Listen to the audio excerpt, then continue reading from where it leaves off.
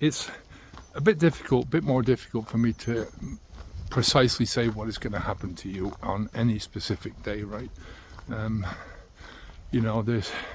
can make a video and say this is what to expect, this is how things are going to pan out, and in general the stuff that I talk about will happen to you in one shape or form at one time or another, and within a specified period of time. I mean, if I'm talking about stuff that's going to happen in the early days, the cravings, the discomfort, all that kind of stuff, it's very unlikely that you're going to experience that in the second 30 days or the third 30 days, right? It's nearly always going to be experienced within the first week, 2 weeks, that kind of thing.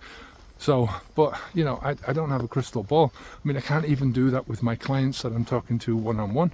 It's a difficult proposition because it's a lot easier to kind of suggest and to understand what the expectations are going to be when I'm talking to somebody directly, and I can ask them very pointed questions, but it's with a video it's impossible.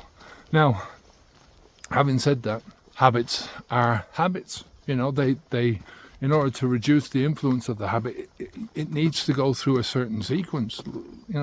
Like I said, the sequence might not follow and manifest itself in exactly the same way, but it will manifest itself in a very similar way. So you can expect similar things to happen. Now, the reason why I made a 2-week preparation stage within our program is because if you go through that, I can generally predict with a lot more accuracy what's going to happen in day 1, day 2, day 3, or roughly speaking in those times, because we've done a lot of work on your mindsets, on your surroundings, on the people around you, and we've taken so much out of it. We've taken so many negatives out of the equation. So if I know that they're not going to happen now, I can generally say, well, these are the positives that are going to happen, or this is the likelihood, right?